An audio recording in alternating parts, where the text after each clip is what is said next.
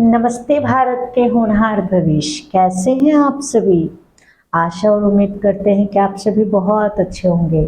एक बार फिर से आपके अपने YouTube चैनल KSRM 2.0 में आप सभी का बहुत बहुत स्वागत है। तो मेरे प्यारे क्लास 9 के स्टूडेंट्स, आपने जो पिछले तमाम वीडियो में अपना बहुत सारा प्यार दिया है वो वाकई में अतुलनीय और अद्भुत है। मैं जितनी आपकी प्रशंसा करूँ वो वाकई कम है। तो चलिए आज हम लोग इस केमिस्ट्री चैप्टर 1 के आखिरी भाग को देख रहे हैं और फाइनली चैप्टर 1 हम लोग का बहुत अच्छे से पूरी तरह से कंप्लीट हो जाएगा। तो चलिए शुरू करते हैं। Question number 24। आइए देखिए 24वां प्रश्न क्या कहता है। गलनांक एवं क्वथनांक में अंतर स्पष्ट करें। आप ऑलरेडी ये क्वेश्चन पढ़ चुके हैं। गलनांक और क्वथनांक। गलनांक इट मीन्स जहाँ पे कोई पदार्थ गलता है, पिघलता है, और क्वथनांक जिस पर कोई पदार्थ खौलता है। तो आइए देखिए क्या अंतर है, निम्नलिखित अंतर है। पहला में परिभाषा इसका लिखा गया कि वह तापमान जिसमें कोई टेम्परेचर है जिस पर ठोस पदार्थ पिघल कर द्रव बने, जैसे बर्फ है तो कोई ना कोई टेम्परेचर पे पिघलता है, तो जिस टेम्परेचर पे पिघलता है वही उसका क्या कहलाएगा, गलनांक कहलाएगा। इसका वैसे दूसरा नाम द्रवनांक भी है, मैं यहाँ लिख देता हूँ द्रवनांक, मेल्टिंग पॉइंट। और क्वथनांक तो जिस पर द्रव, अब यहाँ ठोस तो नहीं आएगा क्योंकि द्रव ही तो खोलेगा ना, तो द्रव उबल कर गैस में बदलना शुरू होता है, परिणत होता है, उसे ही हम लोग क्या कहते हैं, क्वथनांक कहते हैं। तो पहला में तो परिभाषा आ गया। दूसरा, दाब बढ़ाने पे गलनांक घटता है। अगर आप प्रेशर बढ़ाएंगे किसी भी ठोस पर उसका गलनांक क्या होता है, घटना शुरू हो जाता है, ये ध्यान रखिएगा। और वहीं जब हम किसी पर दाब बढ़ाते हैं, प्रेशर बढ़ाते हैं, तो क्वथनांक भी जो खोलने वाली पॉइंट है वो अपने आप क्या होते जाता है, बढ़ते जाता है। तो दोनों एक दूसरे का क्या है, अपोजिट। कि दाब जब आप बढ़ाएंगे, प्रेशर किसी ठोस के ऊपर जब बढ़ता है तो उसका गलनांक क्या होता है, घटना शुरू हो जाता है। और जबकि क्वथनांक भी क्या होता है, किसी पर आप जब दाब बढ़ाते हैं प्रेशर तो उसका क्वथनांक भी क्या हो जाता है, बढ़ना शुरू हो जाता है। तीसरा, सामान्यतः गलनांक ठोस का, तो स्वाभाविक है ठोस ही ना गलेगा भाई, और वहीं क्वथनांक किसका होता है, द्रव का होता है। चौथा, अशुद्धि मिलाने पर गलनांक कम हो जाता है। अब जैसे पानी है, बर्फ है, उसमें और कोई अन्य चीज मिला देंगे ना तो पिघलने में थोड़ा उसको समय लगेगा, लेकिन जबकि क्वथनांक में उल्टा होता है, कोई चीज और अशुद्धि उसमें मिला देंगे तो जल्दी तेजी से खौलेगा। तो इसमें अशुद्धि मिलाने पर देरी से पिघलता है और इसमें अशुद्धि मिलाने पर वो तेजी से खौलता है। ये गलनांक और क्वथनांक के कुछ प्रमुख अंतर थे जिसको मुझे नहीं लगता है कि आपको समझने में कोई विशेष दिक्कत हुई होगी।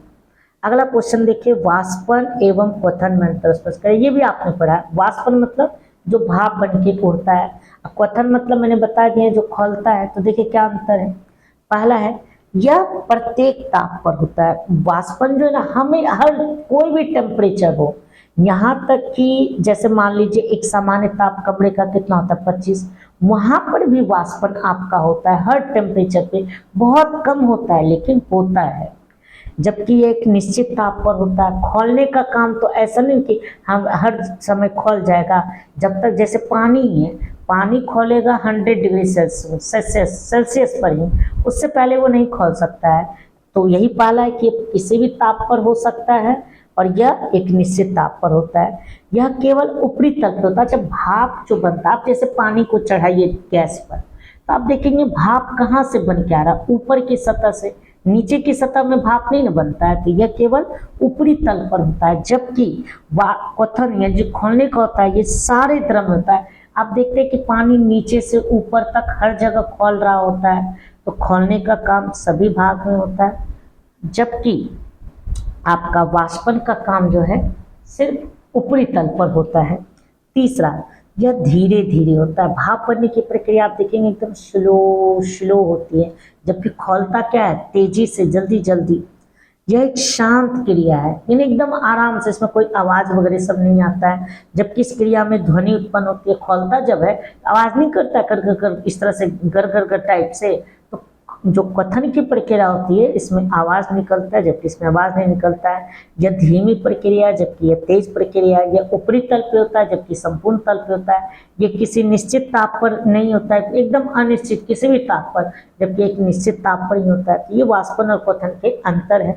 और मुझे नहीं लगता है कि चारों पॉइंट आपको समझने में कहीं से भी दिक्कत हुई होगी। और बहुत ही आसान है, जहां पर कोई समझाने की चीजें मैं स्वतः खुद आपको अच्छे से समझा देता हूँ। और एक बड़ा अच्छा क्वेश्चन आपके सामने आया 26वां।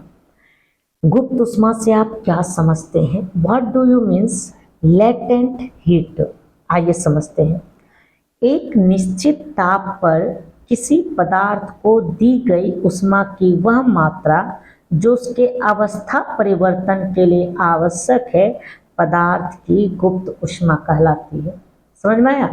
नहीं आया? चलिए अरे हम समझा रहे, गुप्ता सर है, क्यों घबराते हैं? जया रेडी है समझने के लिए? गुप्त उष्मा सुनिए, कोई भी निश्चित टेम्परेचर, यहाँ लिखा हुआ है एक निश्चित ताप, तो कोई निश्चित टेम्परेचर पर किसी पदार्थ को दी गई उष्मा जिससे उसकी अवस्था में क्या आ जाता है? परिवर्तन। जैसे ठोस है वो बदल रहा है द्रव में, तो वो जो टेम्परेचर हम दिए, ताप दिए, जिससे वो ठोस किस में बदल रहा है? द्रव में, तो वही ताप क्या कहलाता है? गुप्त उष्मा, अंग्रेजी में लेटेंट हीट। अब जैसे कोई द्रव है, पानी है, खौलना शुरू किया गया, तो कितना डिग्री सेल्सियस पे खोला? 100 डिग्री सेल्सियस पे। तो पानी का वाष्प बदलने का जो गुप्त उष्मा है वो 100 डिग्री सेल्सियस होगा। तो गुप्त उष्मा कुछ नहीं है, एक अवस्था से दूसरे अवस्था में बदलने के लिए जो ताप की जरूरत होती है, जो टेम्परेचर, उसी टेम्परेचर को हम लोग क्या कहते हैं? गुप्त उष्मा कहते हैं। क्लियर है? याद रखिएगा गुप्त उष्मा दो तरह के होते हैं। तो अगला प्रश्न इसी से संबंधित है। गुप्त उष्मा क्लियर हो गया ना अच्छे से? कोई डाउट नहीं है? फिर से मैं एक आखिरी बार रिविजन कर देता हूँ।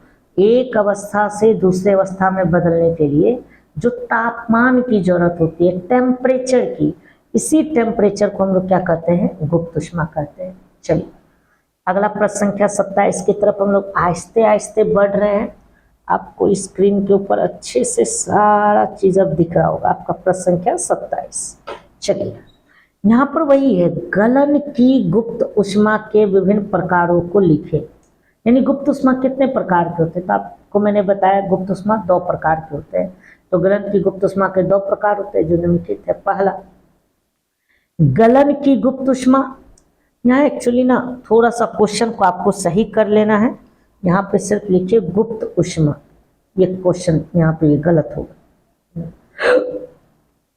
तो उत्तर में भी इसे काटना पड़ेगा जी। अब ठीक है, ये प्रश्न है कि गुप्त उष्मा के विभिन्न प्रकारों को लिखे। तो गुप्त उष्मा के 2 प्रकार है जो निम्नलिखित है। पहला, गलन की गुप्त उष्मा, और दूसरा वाष्पन की गुप्त उष्मा। यानी एक गलने का और एक वाष्पन का। लेटेंट हीट ऑफ मेल्टिंग और लेटेंट हीट ऑफ वेपराइजेशन। सुनिए, एक निश्चित ताप पर, अब देखिए गलना है ना, तो गलेगा कौन? ठोस से द्रव में, बस वही चीज है, कुछ नया नहीं है।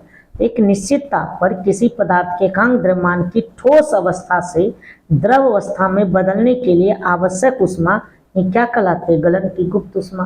पहले तो गुप्त उष्मा समझ में आ गया, एक अवस्था से दूसरा अवस्था, और उसी में जब कोई ठोस से द्रव में बदलेगा तो उसको हम कहेंगे गलन की गुप्त उष्मा। और कोई द्रव से अगर गैस में बदलेगा तो उसको हम लोग क्या कहेंगे? वाष्पन की गुप्त उष्मा। देखिए, एक निश्चित ताप पर किसी पदार्थ के एकांक द्रव्यमान को द्रव अवस्था से, ये पॉइंट है, वाष्प अवस्था में, वाष्प मतलब गैस ही हो गया, तो द्रव से गैस अवस्था में बदलने के लिए जो आवश्यक उष्मा लगती है, हीट लगती है, उसी को हम लोग वाष्पन की गुप्त उष्मा कहते हैं। समझे ना? गुप्त उष्मा कितने प्रकार के? 2, गलन का गुप्त उष्मा, वाष्पन का गुप्त उष्मा। तो कुछ नहीं है, ठोस से द्रव में बदलने के लिए जो आवश्यक उष्मा लगा उसी को गलन की गुप्त उष्मा कहेंगे। और द्रव से गैस में बदलने में जो एक निश्चित उष्मा लगा उसी को क्या कहेंगे? वाष्पन की गुप्त उष्मा। तो क्या गुप्त उष्मा अच्छे से समझ में आ गया आप सभी को?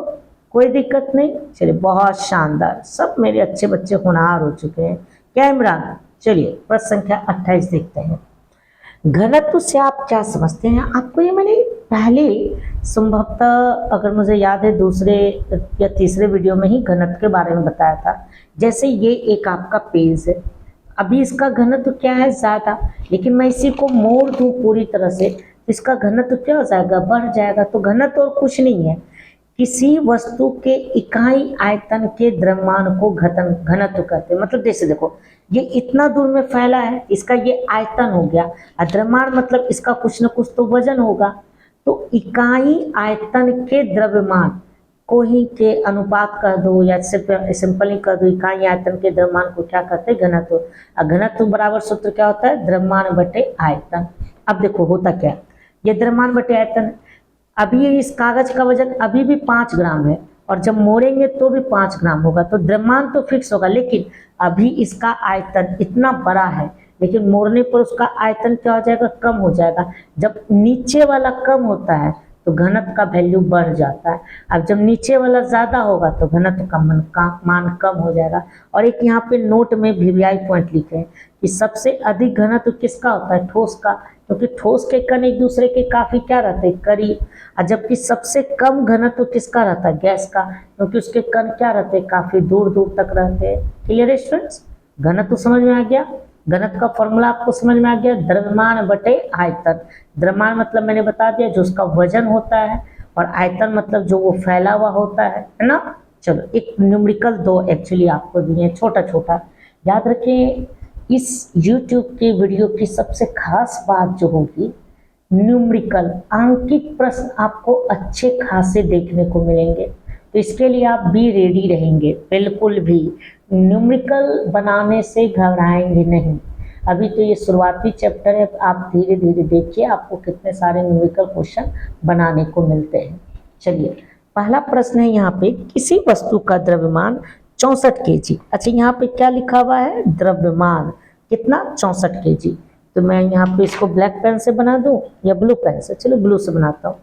तो यहाँ द्रव्यमान का मान शॉर्ट में लिखा हमने, द्रव्यमान 64 केजी है ये लिखा, एवं आयतन, ये आयतन कितना दिया है, 128 मीटर क्यूब। यहाँ लिख देते हैं आयतन बराबर 128 मीटर क्यूब। क्लियर है। तो हमसे पूछा जा रहा है वस्तु का घनत्व क्या होगा। देखिए घनत्व बराबर सूत्र आपने ऊपर में भी लिखा है, द्रव्यमान बटे आयतन। द्रव्यमान कितना है स्टूडेंट, 64 केजी, और आयतन कितना है, 128 मीटर क्यूब। अब ध्यान दीजिए एक बात स्टूडेंट्स, घनत्व का जो मूल एसआई मात्रक होता है उसको आप, अब देखिए ये विकल्प के ऊपर निर्भर करेगा, ठीक है ना। अगर विकल्प में ऐसे ही दिया है तो अगर देखिए ग्राम मीटर क्यूब में दिया है तो उसके हिसाब से बदलेंगे, ग्राम सेंटीमीटर क्यूब में दिया है तो उसके हिसाब से बदलेंगे। तो इसका आंसर आप जैसे मन तैसे बना सकते हैं। तो फिलहाल काटिए, 64 इकाई 64, 64 दूनी 28, 1/2 आ गया। तो 2 को जब हम 1 से भागा देंगे तो वो कितना आ जाएगा, 0.5। तो 0.5 केजी मीटर पर क्यूब। आप जानते हैं नीचे में कोई चीज रहता है उसको ऊपर लेके चले जाते हैं तो माइनस में हो जाता है। तो 1/2 को जब 2 को 1 से भाग देंगे तो कितना आएगा, 0.5। तो 0.5 केजी पर मीटर क्यूब, ये इसका आंसर हो गया। उम्मीद करते हैं समझने में कोई दिक्कत नहीं होगी। अब इसका आखिरी प्रश्न संख्या 30 आप बनाए वीडियो में, और आंसर मिलाएंगे, हम इसको सॉल्व करेंगे और आप बताइएगा कि आपका आंसर सही हुआ या गलत हुआ, ठीक है ना स्टूडेंट्स। चलिए तो आखिरी प्रश्न संख्या 23 प्रश्न पढ़ते हैं। उम्मीद है आप लोग बना लिए होंगे, अगर अभी भी नहीं बनाए तो वीडियो रोकिए और पहले बनाइए और फिर उत्तर मिलाइएगा। किसी वस्तु का घनत्व 125 केजी मीटर पर क्यूब है। इस बार किसका मान दिया स्टूडेंट, घनत्व का मान दिया। तो यहाँ लिखते हैं पहले, अरे भाई कर्व पे सीधा रहिए, घनत्व बराबर 125 केजी मीटर क्यूब। आयतन इस बार दिया है 140 मीटर क्यूब। तो हमसे पूछ रहा है द्रव्यमान क्या होगा, ये पूछ रहा है। फॉर्मूला आप क्या जानते हैं, पहले तो फॉर्मूला लिखिए। तो आप लिखिएगा घनत्व बराबर फॉर्मूला होता है द्रव्यमान बटे आयतन। जिसका जिसका मान दिया है चुपचाप अच्छे बच्चे की तरह रखिए। घनत्व का मान दिया है तो घनत्व के सिद्ध में लिख दीजिए 125। द्रव्यमान का मान निकालना है, आयतन का मान 140 दिया है। अब देखिए जिसका मान निकालना है उसको तो छोड़ देंगे, नीचे था तो कहाँ जाएगा, ऊपर।